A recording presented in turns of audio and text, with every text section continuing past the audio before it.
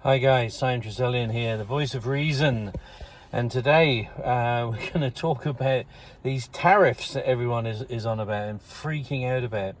It's quite interesting that people just have no idea about the history of the tax codes or how we even got to there.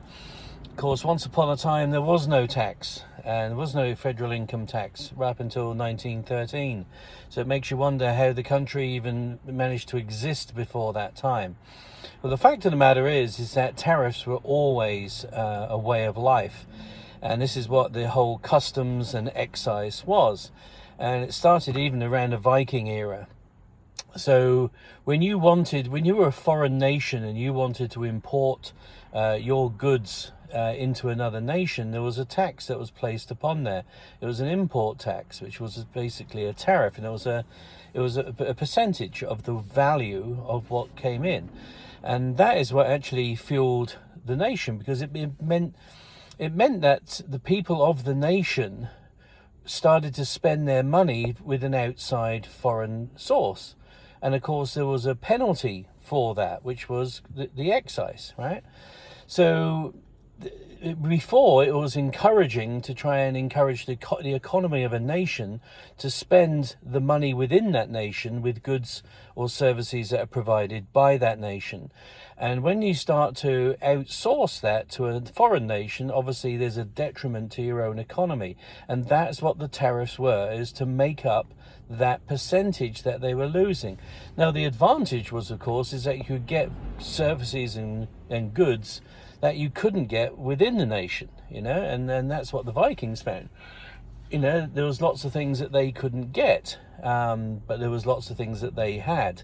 So when we look at the tariffs that Trump is looking at, it's very different to the income tax. And most people don't understand what the income tax actually is that essentially all it does is purchase the money supply from the Federal Reserve. So the national debt that we have makes you wonder who we're in debt to. We're not in debt to foreign nations. We're in debt to the Federal Reserve, who print money and charge you interest on money that doesn't exist. So they just increase the money supply, and they increase the debt limit, and then they increase the money flow, which increases inflation. And by the way, I'm not an economist, all right, but I just understand common sense, and therefore by cutting taxes and by almost, if you could abolish the federal income tax, it doesn't actually change a lot of things. People think, oh, what about the schools? What about the roads? That's not what your federal income tax actually pays for. A federal income tax only pays for the Federal Reserve. It's your state taxes and everything else that goes on from there. That's what pays for your local services. So when Trump is now putting these tariffs on to our major trading partners, which is Canada and Mexico, we've seen this big furore and this stupidity saying, oh, grocery prices are going to go up, the price of eggs is going to go up. No, it's not, because eggs are produced internally. The only things that will actually have tariffs on them are things that are actually processed abroad, and even car parts that are actually made abroad, that are actually being put back into our country, are going to be taxed, which encourages the country to actually buy its own stuff and make its own stuff. And we've lost that over probably the last 20-30 years. So I see what's happening, and basically it's going to be an encouragement for local manufacturers within the US to really kick up a gear. And it's going to frighten the hell out of people that have taken the US for granted for a long, long time. So yeah, it means that your price of avocados may go up a little bit. The price of tacos may go up, but Mexico doesn't actually create a lot of things that we need. Yes, it does produce car parts from American companies that chose to ship those jobs overseas. That is why they're getting hit by the tariffs now. So it encourages companies to come back to the US. It makes a lot of sense. And of course, as soon as they said there was going to be this tariff war, that lasted less than 24 hours before Mexico folded, and then gave 10,000 soldiers to the border to offset, illegal immigration, right? So Mexico have already folded because they know that their economy is absolutely 100% distinct from it's dealing with America. I mean, if it doesn't deal with America, it ceases to be a nation. Same with Canada. I mean, can we deal with having less maple syrup? Perhaps. They've already cut the energy off. That was done in the Biden administration.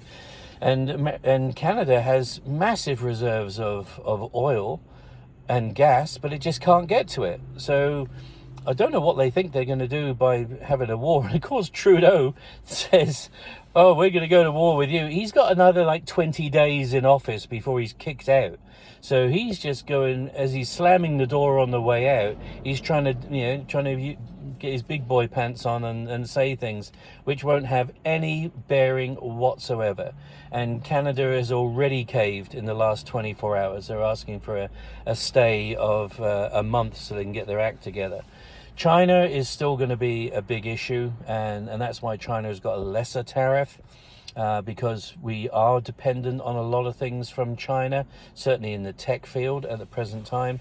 Hopefully that will change as things like superconductors and all the other technical stuff will be manufactured here. So that's what I see is actually happening now. And I think it's actually going to be good for America in the long run. It really does. It really puts into focus what this administration has said, and that's America first. Is it a bully tactic? Absolutely, it's a bully tactic. And I think that the US within the next year is going to be fully energy independent. It will not have to buy its oil from Venezuela or anywhere else. And there's a big push. I understand the big push into Greenland and the Panama Canal. That's material for another video, because very few people understand what's actually going on with that. So that's my thoughts on tariff. Simon Trezellian, Voice of Reason. If you like it, do please post, share, and repost, whatever you need to do. Let's get these followers back, because I was quite enjoying interacting with these 27,000 people who've now mysteriously disappeared. So hopefully the shadow banning will cease and people allow me to use my First Amendment once more. Okay, Simon Trezellian, love you lots, out to you.